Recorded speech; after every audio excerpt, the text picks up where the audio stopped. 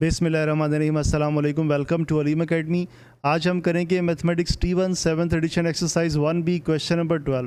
Question 12 ये है कि Kate wishes to cut some squares from a vanguard sheet with a length of 64 centimetre and a breadth of 48 centimetre. Kate जो है वो एक Vanguard sheet में से जिसकी मेजरमेंट ये है, जिसकी डायमेंशंस ये हैं 64 सेंटीमीटर बाय 48 सेंटीमीटर, वहाँ से वो कुछ छोटे साइज़ के स्क्वेयर्स काटना चाहती है। She likes the squares to be as big as possible. वो चाहती है कि स्क्वेयर्स जितने बड़े पॉसिबल हैं उतने बड़े से बड़े कटे वहाँ से। And she does not want any left over Vanguard sheet, और वो ये चाहती है कि शीट में से कोई सा भी पार्ट जो है उसका बाकी ना बचे। What is the length of each square. हमने ये फाइंड करना है कि जो हर स्क्वेयर बनेगा उसकी लेंथ क्या होगी। And how many squares can she cut all together, और वो कितने इस तरह के स्क्वेयर्स जो हैं वो काट सकती है। सबसे पहले हम आपको हर क्वेश्चन से पहले हिंट देते हैं। इसमें भी हिंट ये है कि we must have knowledge of shapes like rectangle and squares. हमें रेक्टेंगल्स और स्क्वेयर्स की जो शेप्स हैं उसका हमें नॉलेज होना चाहिए कि वो शेप्स किस तरह की होती हैं, उनकी प्रॉपर्टीज़ क्या होती हैं। And we must know formulas and method to find areas of squares and rectangles, और हमें स्क्वेयर्स और रेक्टेंगल के जो एरियाज़ होते हैं उनको फाइंड करने का मेथड आना चाहिए, उनके फार्मूलाज आने चाहिए। क्योंकि जब भी आपने फाइंड करना हो कि आप एक चीज़ में से कितनी इस तरह की चीज़ें काट सकते हैं, तो आप हमेशा वहाँ पे 99% केसेस में आप एरिया फाइंड करते हैं, और एरिया फाइंड करके जो बड़ी शेप है उसके एरिया को जो स्मॉल शेप जो हम फाइंड करना चाहते हैं उसके एरिया पे डिवाइड कर देते हैं, तो हमारे पास नंबर ऑफ़ थिंग्स आ जाती हैं कि वहाँ से जितनी भी पॉसिबल हो सकती हैं। चलें सॉल्यूशन स्टार्ट करते हैं पार्ट 1 का। पार्ट 1 में सबसे पहले हम क्या करते हैं कि हम एक डायग्राम बना लेते हैं। डायग्राम बनाने के लिए आपने हमारे मेथड को फॉलो करना है। आपने कोई भी इस तरह से मुश्किल से आपने काम नहीं करने कि आप इंसर्ट में जाकर ड्राइंग में जाएं, फिर आप स्ट्रेट लाइंस ड्रॉ करें, फिर रेक्टेंगल बनाएं, फिर टेक्स्ट बॉक्स बनाएं, फिर टेक्स्ट लिखें, फिर ये वो। आपने सिंपल सा काम करना है। इंसर्ट में जाना है, टेबल में जाना है, और यहाँ पे जाके 1 बाई 1 का टेबल ड्रॉ कर लेना है। 1 बाई 1 का टेबल ड्रॉ करके आपने इसका जो है वो साइज़ थोड़ा सा आपने इसका छोटा कर लेना है। ये ऐसे ये रेक्टेंगल की शेप में आ गया। अच्छा, तो अब हम इसको जो है वो इसमें हम वैल्यूज़ लिख देते हैं। इसकी मेजरमेंट्स जो हैं वो 64 सेंटीमीटर इसकी लेंथ है और 48 सेंटीमीटर इसकी ब्रेड्थ है। तो पहले हम लिखेंगे 48 सेंटीमीटर, और फिर हम लिखेंगे 64 सेंटीमीटर। अच्छा, अब आपने इनको जो है जो आपने लिखा है इसका आपने साइज़ जो है वो छोटा सा कर देना है, क्योंकि डायमेंशंस जो मेजरमेंट्स होती हैं वो बिल्कुल छोटे से साइज़ में लिखी होती हैं, किसी भी डायग्राम में आप देख लें। अच्छा जी, ये देख लें, ये हमने छोटे साइज़ में लिख दी। अब आप इसको थोड़ा सा नीचे ले आएँ। ये 48 आ गई हमारे पास विड्थ, और 64 हमारे पास आ गई इसकी इसकी लेंथ। इस लेंथ को हम यहाँ पे सेंटर में ले आते हैं। अच्छा जी, ये हमारे पास रेक्टेंगल बन गई। कितना आसान काम है रेक्टेंगल बनाना। आपने कोई भी मुश्किल से काम नहीं करने, आपने इजी मेथड से रेक्टेंगल बना लेनी है। और अब यहाँ से जैसे ही आप इसको मूव करेंगे ना यहाँ से, तो ये देखिए वैल्यूज़ भी उसके साथ मूव करेंगी। तो इसको यहाँ पे ला के आप रख दें सोल्यूशन के बिल्कुल शुरू में। इसका ये फ़ायदा है कि जैसे आप डायग्राम मूव करेंगे, आप जितनी वैल्यूज़ आपने उसके अंदर लिखी हुई हैं वो सारी उसके साथ मूव करेंगी। इसको थोड़ा सा हम सेंटर में ले आते हैं यहाँ पे, और इसको भी थोड़ा सा, चलें ये ठीक है यहाँ पे। अच्छा, ये लेकिन दूसरा काम अगर आप करते हैं, लेट्स सपोज कि आप ड्राइंग में जाके आप स्ट्रेट लाइंस बनाते हैं, फिर रेक्टेंगल बनाते हैं, उसके लिए आपको टेक्स्ट बॉक्स ड्रॉ करना पड़ेगा। जो टेक्स्ट बॉक्स ड्रॉ करते हैं, जैसे ही आप डायग्राम को मूव करेंगे वो टेक्स्ट बॉक्स आपका मूव नहीं करेगा, उसको आप अलग से मूव करना पड़ेगा। बहुत टाइम वेस्ट होता है उसके लिए। जितनी भी किताबें लिखी जाती हैं उस पर डायग्राम्स हमेशा से इस तरह से बनती है। अच्छा, अब हमने क्या करना है कि हमने जो है वो इसमें इस तरह से शुरुआत करनी है इसकी। She likes the squares as big as possible and does not want any left over vanguard. अच्छा, आप देखें ये जो हमारे पास मेजरमेंट्स है ना 64 और 48, अगर हमने इनकी एक कॉमन साइड निकालनी है ना, तो हम इनका ना हमेशा से HCF लेते हैं। एक कॉमन साइड का मतलब है कि हमने एक लेंथ निकालनी है उस पीस की जिस पीस को हमने यहाँ से काटना है। तो उसके लिए हम क्या करेंगे, हम इनका HCF लेंगे। तो HCF लेने के लिए भी आपने जो है वो ऐसे स्ट्रेट लाइंस ड्रॉ करनी है। उसके लिए भी आपने ड्राइंग में नहीं जाना, आपने उसके लिए भी सिंपल सा काम करना है। आपने टेबल ड्रॉ करना है 2x2 का, इसको यहाँ से ड्रैग करके इसको ये छोटी सी शेप में ले आएं और थोड़ा सा इसको जो है वो हम मूव कर देते हैं नीचे और थोड़ा सा यहाँ से हम इसको ले आते हैं इस साइड पे। अच्छा, अब आपने जाना है टेबल की प्रॉपर्टीज़ में। टेबल प्रॉपर्टीज़ में जाके आपने जाना है बॉर्डर्स एंड शेडिंग में, यहाँ से आपने जाना है ऑल में। ऑल में जाके आप जैसे ही इस लाइन पे, ये जो लेफ़्ट साइड पे सारी लाइन है, इसमें आप कहीं भी क्लिक करेंगे तो ये लाइन ख़त्म हो जाएगी। फिर आप ऊपर वाली लाइन पे क्लिक करेंगे, ये ख़त्म हो जाएगी। इस लाइन पे क्लिक करेंगे राइट साइड वाले पे, ये ख़त्म हो जाएगी। और नीचे बॉटम लाइन पे क्लिक करेंगे तो ये ख़त्म हो जाएगी। अब आपके पास ये शेप एक ऐसे ही आ जाएगी ओके करने से, जैसी कि आपके पास LCM फाइंड करने की शेप होती है। इसको थोड़ा सा आप इस तरफ से कर लें और ये जो लाइन आ रही है इसको थोड़ा सा इस तरफ कर लें।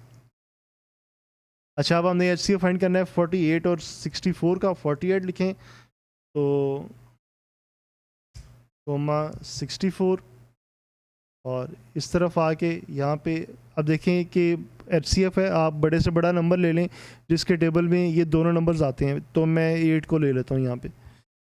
तो आपने यहाँ पे टैब से आगे जाना है, टैब प्रेस करेंगे तो ये नीचे आ जाएगा और यहाँ से टैब प्रेस करेंगे तो ये आगे आ जाएगा। अच्छा, अब 8 6 48, 6 आ गया कोमा और 8 8 64, ये आ गया। अच्छा, अब देखें नीचे लाइंस नहीं है, तो अब हमने दोबारा टेबल में जाके इंसर्ट में ये सारे काम नहीं करने। आपने क्या करना है, सिर्फ टैब प्रेस करना है बस। ये देखें, मैं टैब प्रेस करता हूँ तो नीचे एक और लाइन लग जाएगी। ये बहुत ही आसान काम है। अच्छा, अब यहाँ पे इसको 2 पे डिवाइड करते हैं तो 2 2 3 6 और 2 4 8। अच्छा, ये हमारे पास यहाँ तक आ गया HCF का रूल भी यही है कि आपने तब तक डिवाइड करना है जब तक दोनों नंबर या तीनों नंबर सेम टेबल में डिवाइड होते हैं। तो 3 और 4 सेम टेबल में नहीं आते, तो यहाँ पे आके हम इसको स्टॉप कर देंगे। तो अब हम फाइंड करेंगे इसका HCF ऑफ 48 एंड इसको हम फुल स्क्रीन कर लेते हैं ताकि आपके लिए देखने में आसानी हो जाए। 48 एंड 64। अच्छा, HCF जो होता है ना, बेसिकली ये जो लेफ़्ट साइड पर नंबर्स आ रहे हैं 8 और 2, इनकी प्रोडक्ट होगा। तो अगर आपने प्रोडक्ट फाइंड करनी है तो आपने जाना है पहले मैथ इंटरफेस में।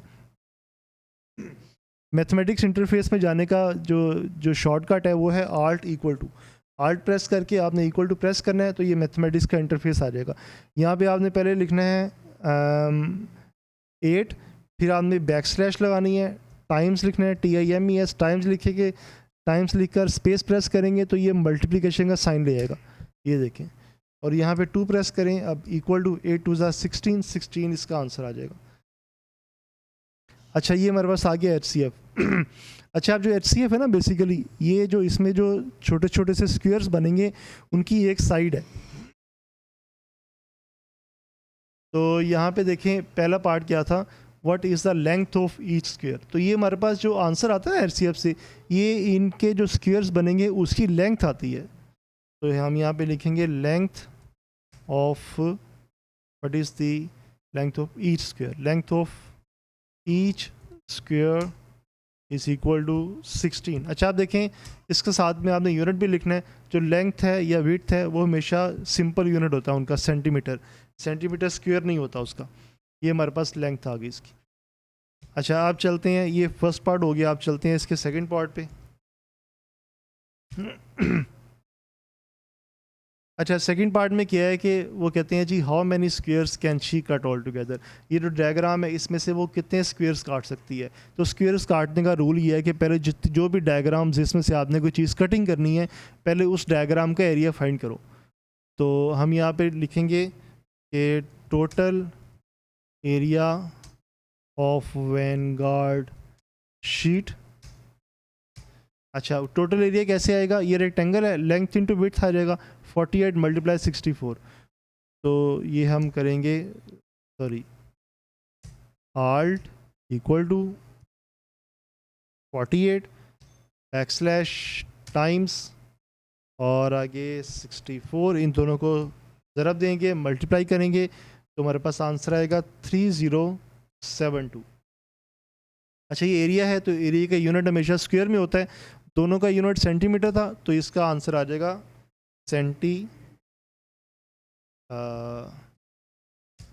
Centimetre whole square.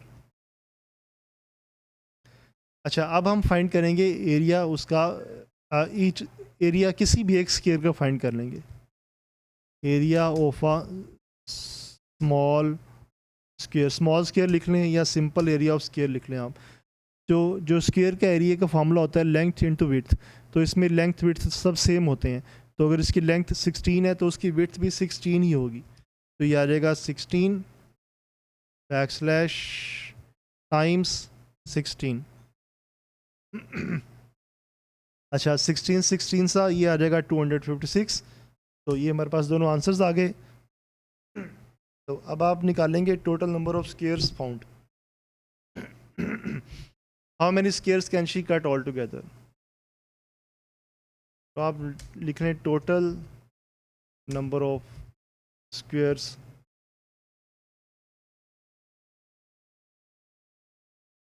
अच्छा टोटल नंबर ऑफ स्क्वायर्स जो है ना उसका फार्मूला होगा कि area of Vanguard sheet over area of one small square. तो इसको मैं डायरेक्ट कर रहा हूँ, आप फार्मूला लिख भी सकते हैं, ना भी लिखें तो नो प्रॉब्लम। तो ये आ जाएगा 3072। ओ लेवल्स के पेपर्स में फार्मूला लिखना इतना ज़रूरी नहीं समझा जाता, बस आप उसको डायरेक्ट भी कर सकते हैं, वो वर्किंग देखते हैं कि आपने उसको किस तरह से किस सेंस में सॉल्व किया, क्योंकि रट्टा तो इसमें होता नहीं, सारे क्वेश्चंस आपके पास अनसीन आते हैं पेपर में। अच्छा टोटल नंबर ऑफ स्क्वायर्स जो है ना वो जब इसको डिवाइड करेंगे तो हमारे पास आंसर आ जाएगा। चलिए इसको नीचे लिख देते हैं हम, सॉरी कंट्रोल सी, फिर नीचे हम करते हैं कंट्रोल वी, तो यहाँ पे आके हम आंसर लिख देते हैं 12। तो ये हमारे पास आंसर आ गया। तो टोटल नंबर ऑफ जितने भी स्क्वायर्स बनेंगे वो बनेंगे 12, और जो इसकी लेंथ आएगी ईच स्क्वायर की वो आएगी 16। ये था question number 12 exercise 1B mathematics T1 7th edition. Next video आएगी क्वेश्चन नंबर 13 की, जो कि बहुत ही डिफ़िकल्ट किस्म का क्वेश्चन है। तो हमारा तरीका इतना आसान होता है कि आप एक बार इस मेथड से क्वेश्चन को कर लें तो ये आपको कई सालों तक नहीं भूलेगा। ओ लेवल्स के पेपर दें, बच्चों को पढ़ाएं, जैसे मर्ज़ी करें, एक बार हमारे साथ बुक रिवाइज़ कर लें, उसके बाद समझें कि आपको D1 D2 D3 सब कुछ आ जाएगा। Thank you very much.